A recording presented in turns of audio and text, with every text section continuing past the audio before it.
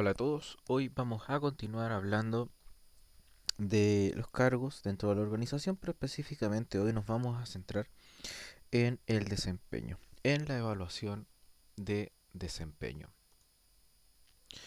La evaluación de desempeño en sí lo vamos a entender como un procedimiento que permite recoger, permite comprobar, compartir, ofrecer y sobre todo utilizar la información que hemos recogido sobre las personas en el trabajo. Esto con el objetivo siempre de pensar en una mejora de su desempeño.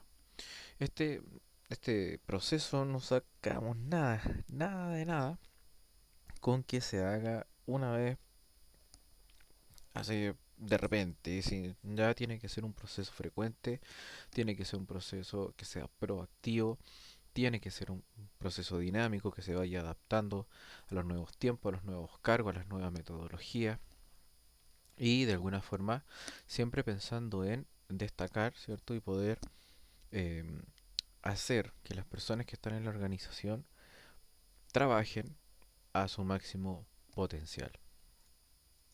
El objetivo va a ser entonces perfeccionar a las personas que están en la organización en el día a día, en las tareas que realizan, de manera que la organización, ¿cierto?, se vea beneficiada en términos productivos y por supuesto que esto se tenga como consecuencia un crecimiento profesional para cada una de las personas que está siendo evaluada. Y por qué no, también un crecimiento personal.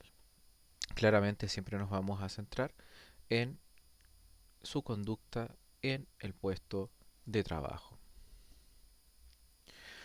La evaluación de desempeño tiene diversos propósitos, ¿ok? Acá ustedes pueden ver, ¿cierto? Que les listo varios propósitos, pero la verdad es que hay unos que son bastante importantes de resaltar. Por ejemplo, definir las necesidades de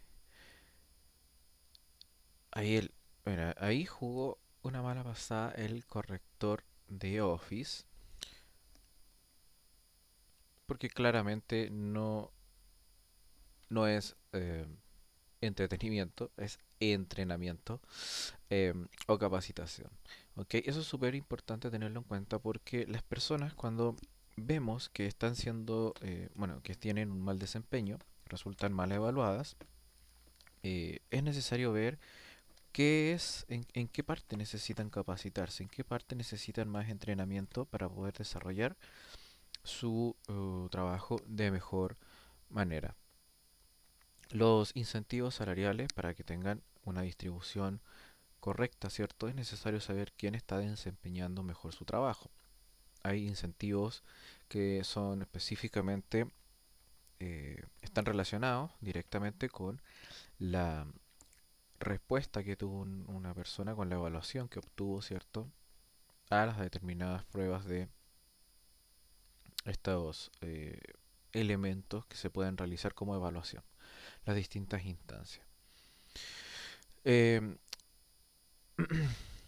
la idea también dentro de todo los propósitos, ¿cierto?, de la evaluación de desempeño, nosotros tenemos que motivar al personal. Cuando motivamos al personal, lo podemos hacer de diversas formas. La evaluación de personal, de su desempeño, sirve como una motivación porque, bueno, principalmente para quienes lo están haciendo bien, ¿ok?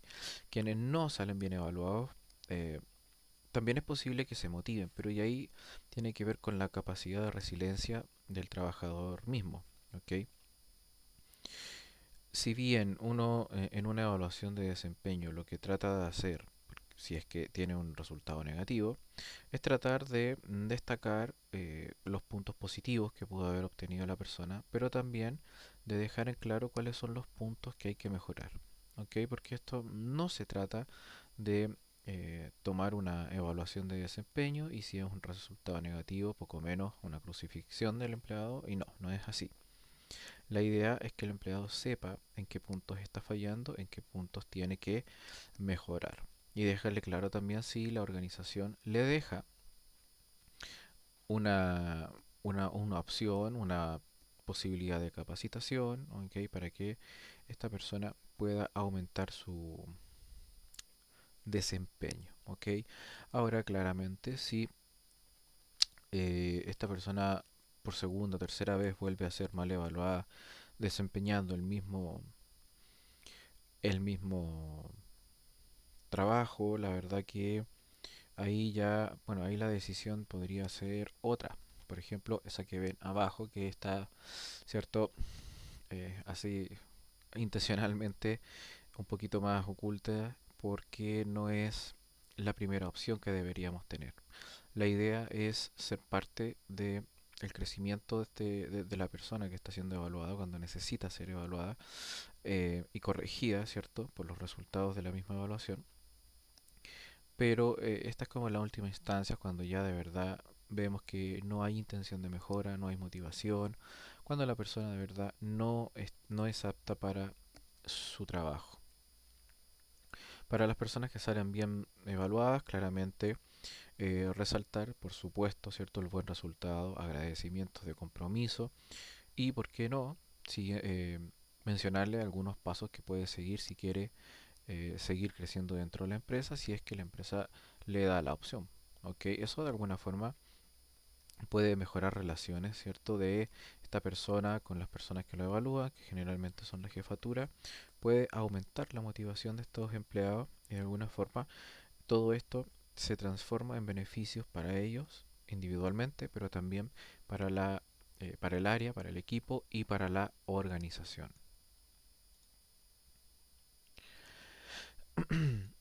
Los propósitos en general de una empresa, porque yo les di una lista, pero en general los podemos clasificar en tres grupos. Primero, los de propósitos que buscan aumentar el desempeño.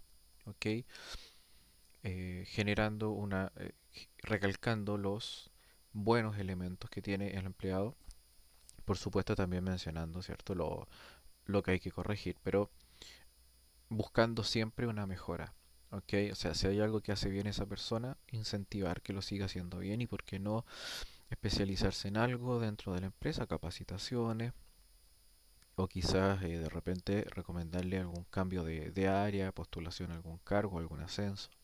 La idea es que esa persona se motive, ¿ok? Y genere cambios, si es que es necesario, cambios para que aumente y mejore su desempeño en la organización. También buscamos todos estos propósitos, la evaluación busca medir, buscar qué cosa, medir los distintos factores que pueden estar em, afectando, ¿cierto?, en el desempeño, en el ahora, pero también medir cuál es la potencialidad de un empleado dentro de la organización en distintos aspectos. Distribuir las recompensas. Este es un elemento bastante que ya lo habíamos hablado, ¿cierto?, anteriormente, respecto a que una justa redistribución de las recompensas dentro de la organización es vital para la motivación de las personas. O sea, una persona que se esfuerza durante todo el año para tener buenos resultados, para trabajar bien, para destacar incluso, si es evaluada de una manera regular y alguien que no lo ha hecho tan bien es evaluada de buena manera y obtiene recompensas por eso, claramente eso va a jugar en contra, genera frustración. Sin embargo, una correcta distribución de las recompensas, avalada por una evaluación correctamente desarrollada, ¿cierto? Genera motivación, por supuesto, dentro de las personas y podemos hablar de un sentido, ¿cierto?, de justicia en cuanto a la recompensa recibida y el desempeño realizado en la organización. ¿Quiénes deben involucrarse en las evaluaciones? Y esta es una pregunta bastante importante. De ahí que se destaca. Bueno, el jefe directo, ¿cierto? El jefe directo es la persona que tradicionalmente evalúa al empleado porque conoce el desempeño de manera directa, ¿cierto? Es quien está ahí casi siempre. eh, no está ahí porque tiene que estar vigilando, sino que porque está ahí por un tema laboral, conoce a su equipo, sabe quién hace mejor qué cosas, sabe quién ha ido mejorando, quién no. Entonces hay una relación cierto laboral ahí de conocer el trabajo realizado por esta persona respecto a personas de su equipo. Los clientes también deberían involucrarse quienes son, ya sean clientes internos o externos, ¿ok? Pero en el fondo son las personas que reciben el trabajo que uno realiza, ¿ok? También pueden hablar, por supuesto, pueden realizar evaluación quienes reciben, quienes ven el resultado del trabajo de uno. El empleado, ¿ok? El empleado en sí mismo, que es el que está evaluado, también puede participar de su evaluación como una autoevaluación. Este método también es bastante bueno porque de alguna forma viene a generar una suerte de autocrítica, ¿cierto? Que ojalá uno espera sea hecha a conciencia, una autocrítica respecto a lo que se está haciendo. Aquí dejamos de lado a estas personas que dicen autoevaluación, yo hago todo bien. No, es una instancia, digamos, de autoevaluación real, porque además, si todos saben y uno también sabe que hay aspectos del trabajo que están siendo mal realizados, que todos digan, sí, sabes que tienes que mejorar esto, y uno dice, no, está bien hecho, eso habla bastante mal, digamos, o sea, no se puede ocultar el sol con un dedo, la verdad que em, queda bastante mal parado esa persona en esa actitud y hay que ser bastante consciente. Y es bueno reconocerlo porque es el primer paso para poder mejorar, ¿cierto? Habilidades laborales o cómo hacer el trabajo. Si al final todos en algún momento deben aprender a hacer ciertos aspectos de su trabajo porque nadie es perfecto haciendo su trabajo. Ventajas de la autoevaluación, ¿cierto? Que estábamos hablando recién de eso, entonces podemos ver acá, perdón, ahí podemos ver que eh, la idea de una autoevaluación, que uno dice, no, saquemos la autoevaluación, pero como ya les estaba diciendo, la idea es que sea conciencia, ¿ok? Algo bastante bueno es que minimiza la posibilidad del conflicto, ¿ok? Porque a veces personas, cuando escuchan, muchas personas no son capaces de escuchar abiertamente el que alguien les diga que hizo algo mal. Lo toman como un ataque personal y son aspectos profesionales, ¿ok? De manera que una persona que dice, no, sí, yo sé que hay algo que hice mal, ¿cierto? O yo sé que puedo hacerlo mejor, perfecto, no hay, eso inmediatamente elimina un conflicto, digamos, que es gratuito. Eh, el saber también que uno tiene que mejorar elementos y que uno lo reconoce, que genera un mayor compromiso por parte del empleado. Por lo tanto, em, eso tiene como consecuencia, ¿cierto? Una mayor motivación al momento de mejorar ciertos aspectos. Lo que podría, ojalá, resultar en que esa persona busca perfeccionamiento dentro de la empresa, capacitaciones, aprender, o también puede de alguna forma buscarlo por fuera, ¿ok? Dependiendo de las condiciones que existan eh, en el entorno del empleado. Y esa capacidad que yo les decía que tienen muchas personas de tomar las cosas como ataques personales, en el fondo desaparece. Cuando uno se autoevalúa, que en el fondo la autoevaluación puede ser siempre, ¿ok? Todos los días uno se puede estar evaluando en su quehacer laboral y eso es bastante bueno porque cuando una persona tiene autocrítica y es capaz de autoevaluarse constantemente, no esperar la evaluación a final de año, eh, sino que constantemente decir, sí, yo estoy haciendo esto mal, lo podría hacer mejor y van habiendo mejoras. Y esas mejoras se van viendo en el resultado del trabajo y llegado el momento de la evaluación, eso se destaca. O sea, y si no lo destacan, uno lo puede hacer ver. ¿Ok? Es súper importante la autoevaluación. ¿Ok? No puede ser la única evaluación, tiene que estar hecha también en complemento con otras evaluaciones porque muchas veces personas no toman en serio el compromiso de ser autocrítico, ¿cierto? Y autoevaluarse en su desempeño. ¿Con qué frecuencia tiene que realizarse la evaluación? Eso depende. Depende de la organización, depende del tamaño de los equipos, cómo está organizada la empresa. En una empresa bien organizada, donde los equipos y las responsabilidades están bien divididas y están bien, eh, está todo bien organizado, la verdad que se pueden hacer evaluaciones, unas, eh, a ver, pensando en una empresa tradicional, la clásica frecuencia es la evaluación a fin de año, pero ¿por qué no por semestre o por trimestre, dependiendo de los ciclos que tenga la industria de la empresa? Vamos a hablar de los métodos de evaluación. Eh, Acá podemos hablar de los métodos de escala gráfica. La verdad que cuando hablamos de escala gráfica estamos hablando de hacer escalas de evaluación. ¿Ok? Y podemos tener dos tipos de escala. La escala continua y la escala discontinua. De manera que vamos a cierta forma a tomar un factor o una característica o algo que sea parte de la evaluación del cargo que estamos, eh, de la persona que estamos evaluando su desempeño, ¿cierto? Según el cargo que tiene, y vamos a evaluarlo en alguna escala. Hablemos de estas escalas. La escala continua es una, bueno, esta es la definición más técnica, es una recta que se dispone eh, al lado del nombre de lo que estamos evaluando y tiene la escala en cierta forma en términos gráficos. Acá hay un ejemplo, una escala numérica. Entonces acá nosotros en vez de numérica, que estoy aprovechando el espacio para dar la característica, ¿cierto? El ejemplo, podríamos tener atención a cliente. En vez de numérico, que diga atención a cliente y le ponemos cierto puntaje entre 10 y 70. ¿Ok? Y así lo podemos hacer con un montón de características hacia abajo, con escala numérica. Podemos también aplicar percentiles como porcentaje de satisfacción. El mismo elemento, el mismo rasgo, atención a clientes. Y vemos qué tan bien lo hizo.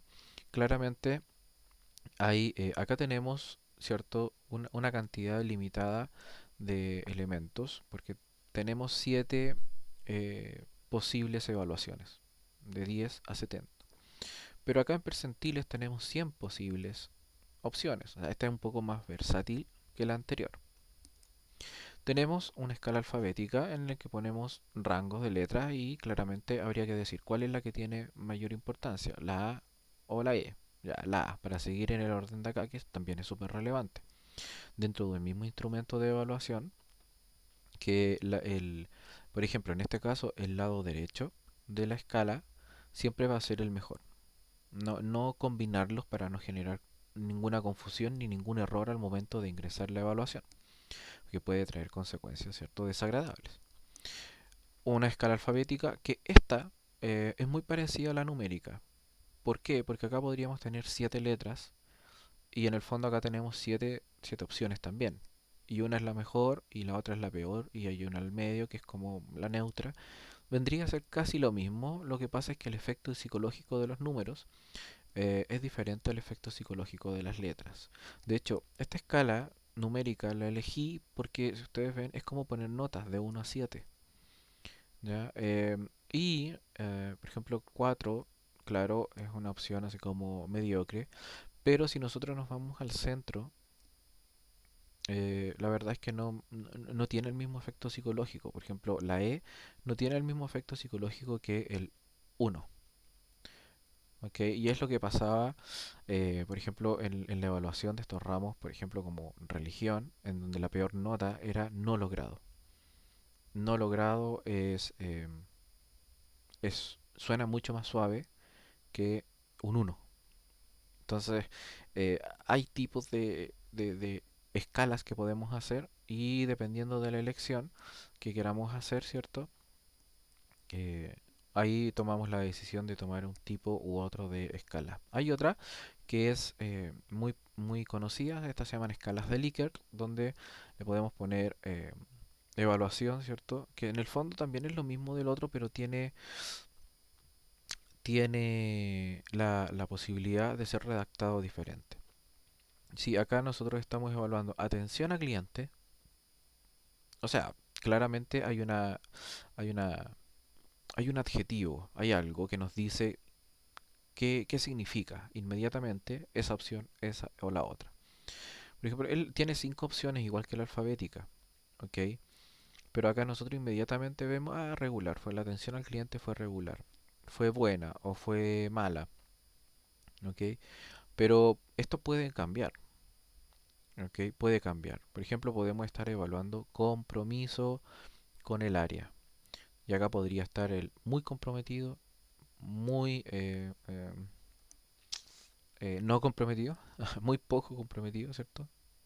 Acá poco comprometido, acá ni comprometido ni no comprometido, acá está comprometido y acá está muy comprometido. O sea, podemos cambiar la redacción de estas opciones según lo que estemos evaluando.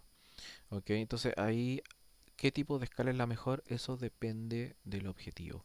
Si nosotros quisiéramos tomar solamente escalas numéricas, ¿para qué? Para después sacar un promedio, bueno, tiene sentido, ¿cierto? Si nosotros quisiéramos hacer solamente escalas alfabéticas o adjetivas dentro de una evaluación, no podríamos sacar promedio ni hacer algún cálculo estadístico, ¿cierto? O podríamos hacer un set de escalas numéricas de 1 a 7 respecto a la atención al cliente del empleado. Y luego podríamos hacer otro set también con escalas numéricas, pero de relación con sus colegas. Entonces, cómo se desempeña en el ambiente laboral, si tiene o no problemas con los demás, ok, cuánto participa con ellos, si tiene liderazgo o no, otro tipo de características que pueden ser importantes para su cargo. Entonces después hacemos un análisis solo de la atención al cliente, ¿ok? Si cumple los procedimientos, si los atiende bien, si cumple las metas, etcétera.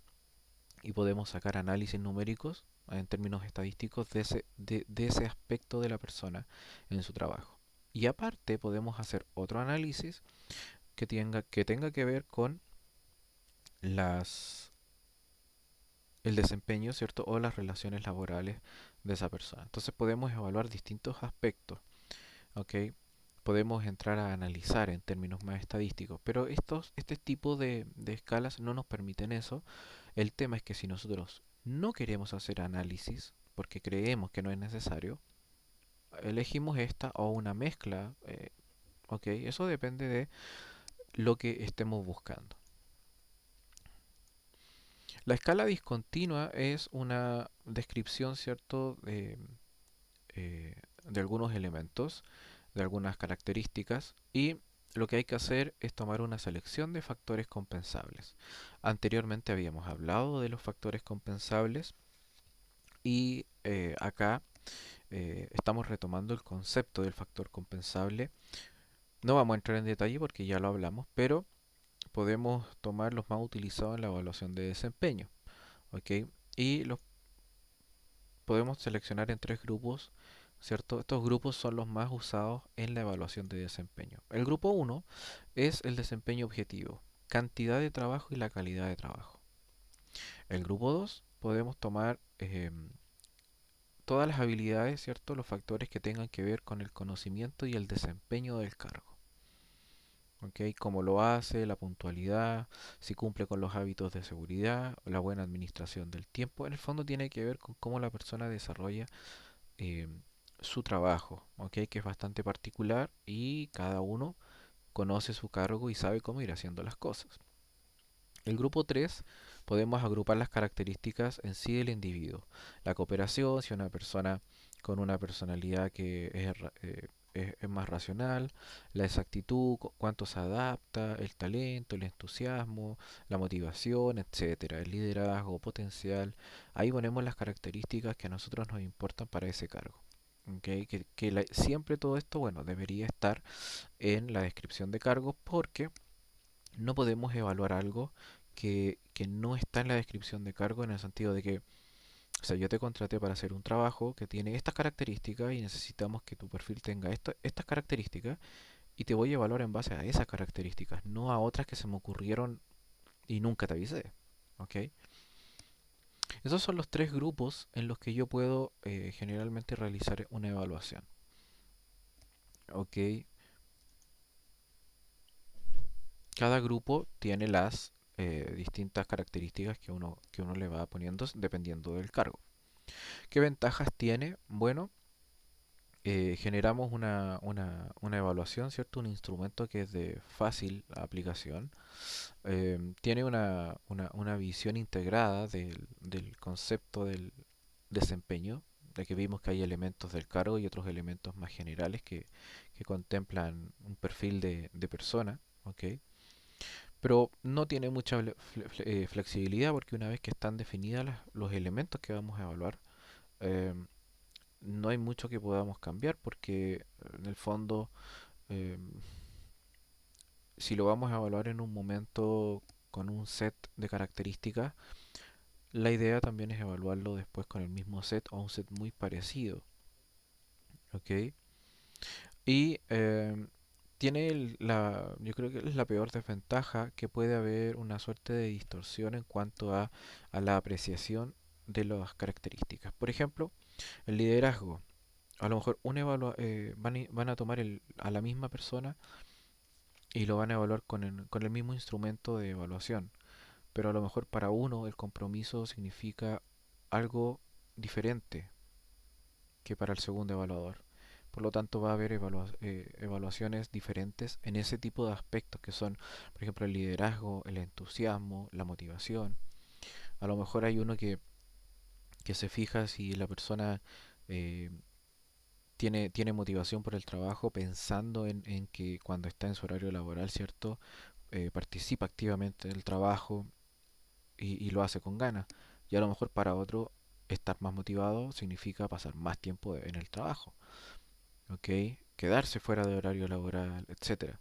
Entonces ahí hay elementos que pueden jugar en contra y que eso es como lo peor que que podría pasar porque un evaluador te dice, mira, yo espero que tú mejores este aspecto, por ejemplo, la motivación, que vengas con más ánimo, que, ok, y la persona trabaja durante mucho tiempo por eso, lo logra, y le cambian el evaluador, por ejemplo, le cambiaron al jefe, y el jefe le dice, no, es que yo no te veo motivado. Y dice, no, pero es que a mí me dijeron que yo tenía que venir con más ánimo y yo poco menos ahora soy amigo de todo y hago toda mi pega y me llevo bien con todo. Y los motivos, no, pero es que a lo mejor no te quedáis horas extra, no te quedáis fuera de horario, etcétera. Entonces, ahí la idea es que no generar sesgos, ¿cierto? En cuanto a elementos de la evaluación, porque la evaluación, ya sea mejor o peor, puede traer cambios, por ejemplo, en la remuneración, en la parte de un bono que se puede dar por el resultado de la evaluación o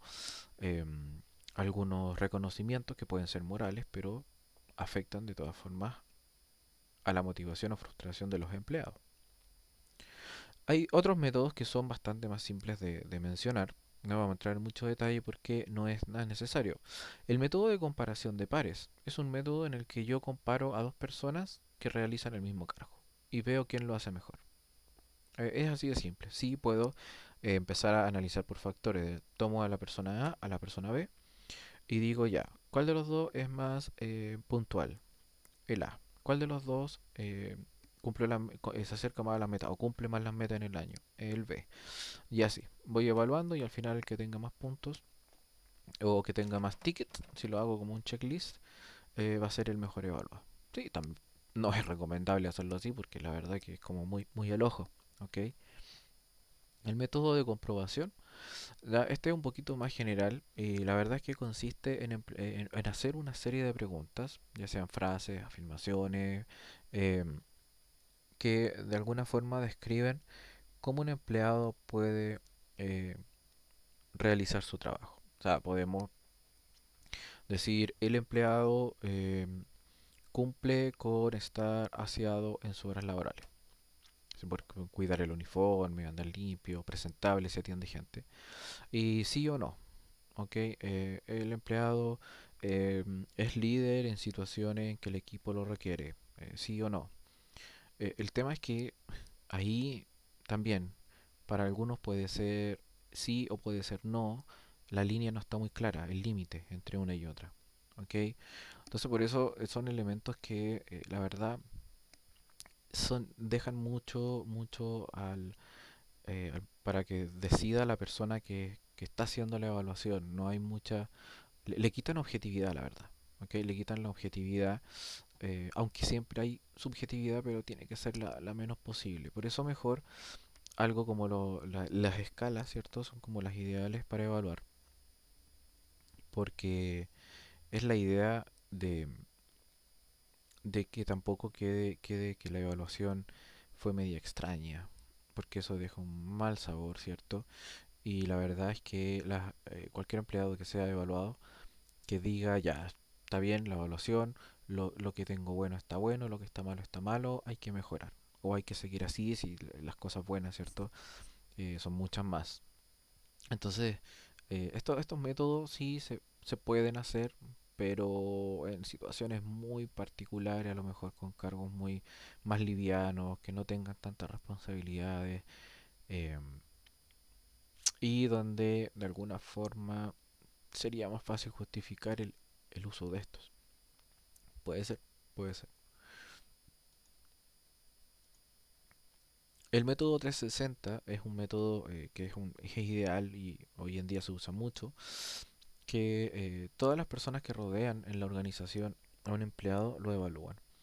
Tenemos al evaluado, es evaluado por la jefatura, claramente, es evaluado por sus pares. Acá pongo pares, no colegas, porque para que se entienda que son personas que realizan el mismo trabajo. ¿Ok?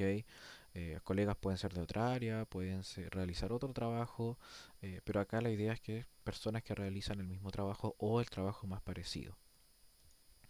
Los subordinados, si es que tiene, también que lo evalúen. Los clientes también lo evalúan, ¿cierto? Recuerden, clientes internos o externos. Em, y por supuesto, una autoevaluación. Por supuesto, una autoevaluación. Porque em, siempre es bueno saber la opinión desde el punto de vista interno de la persona evaluada, siempre y cuando sea a conciencia.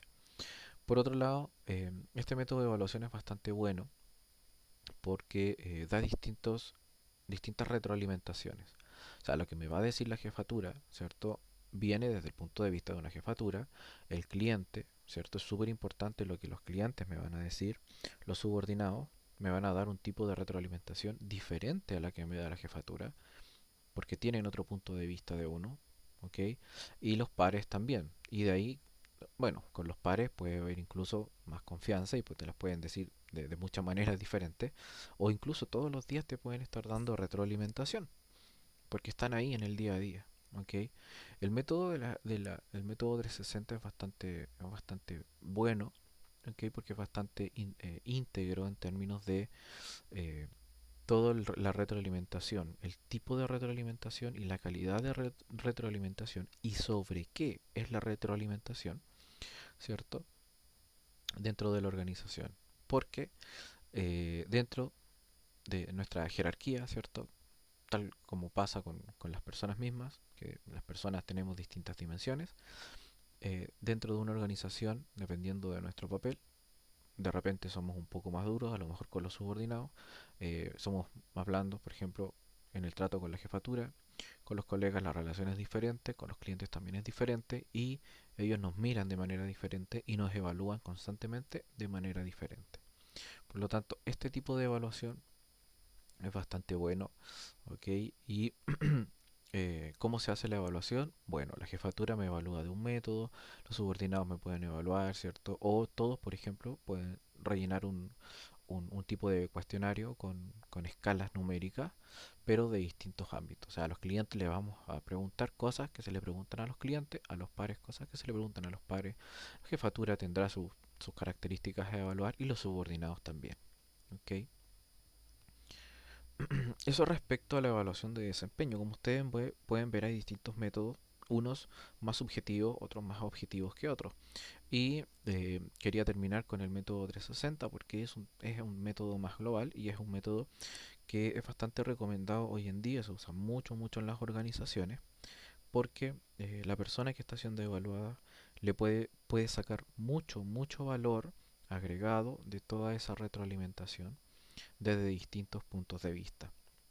Respecto a este tema, hoy quedamos hasta acá. Nos vemos próximamente. Adiós.